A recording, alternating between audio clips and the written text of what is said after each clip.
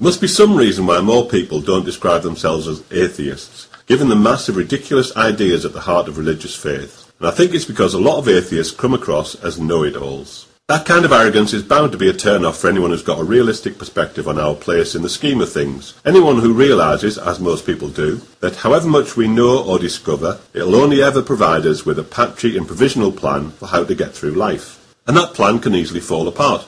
In fact, a few days with a blocked bowel, and even the most definite atheist would be begging someone, anyone, for mercy. As for the facade of easy arrogance, that would be a long-distant memory. So yes, in some ways Christians have got a better story than us, because what could be better than being able to call on a Saviour who transcends your tragic reality, but who also suffered on the cross and so understands exactly what you're going through.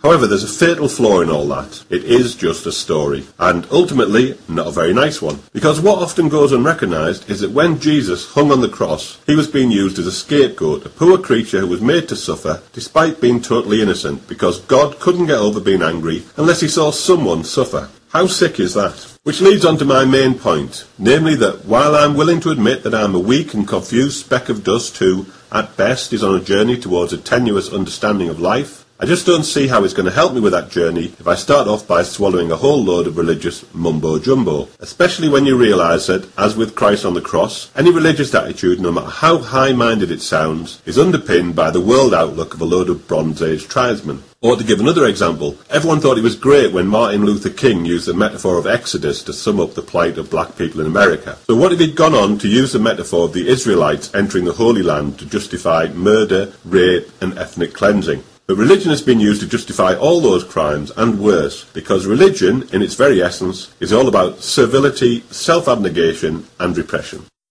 So, any intelligent person would dismiss religion out of hand, but that doesn't mean atheists have to dismiss everything.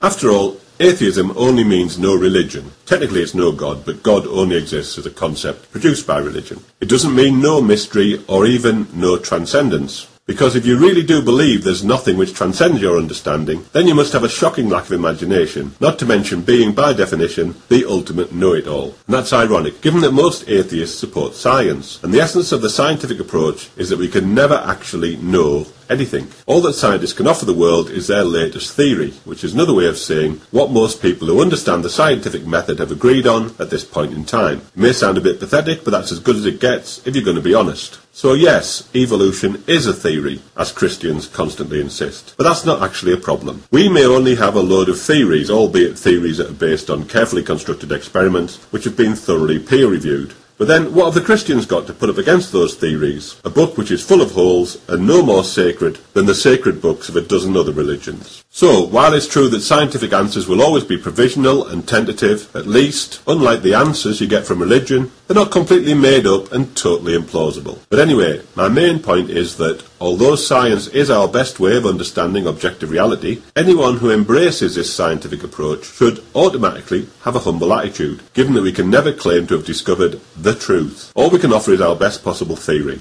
a theory which will, like all scientific theories, end up being replaced by another, more plausible one.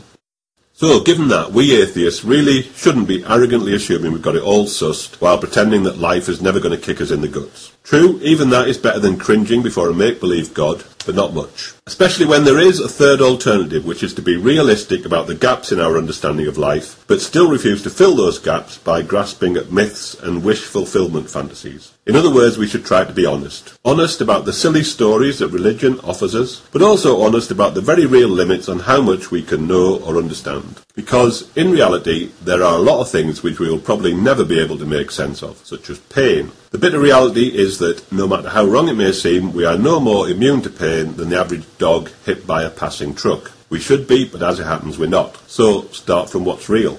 At least there's a certain dignity and even an element of heroism in doing that.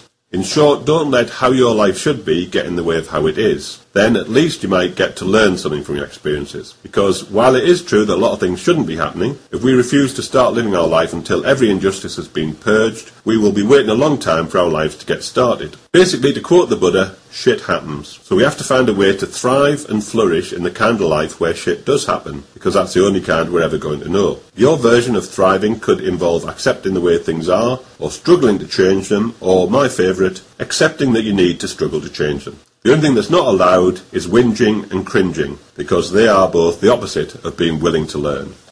And there is a lot we can learn about the bad stuff in life. For example, that being in pain doesn't have to mean being alone. In some ways, pain is very isolating, given that no one else can ever experience what you're going through. But on the other hand, pain is very much part of what it means to be human. In fact, at any moment there will be millions of people on this planet in pain, and realising that can at least give you a sense of solidarity. There are plenty of people who feel for you, either personally or as fellow human beings, and that fellow feeling is even more intense when you're in pain. Ultimately, it might not be possible or even healthy to remain completely rational in the face of severe pain. Part of us needs to cry out to someone, even if it's just to curse their stupidity. But maybe it would be a step in the right direction if next time the painkillers aren't working, you try shouting these 5 very therapeutic words. God, you non-existent bastard!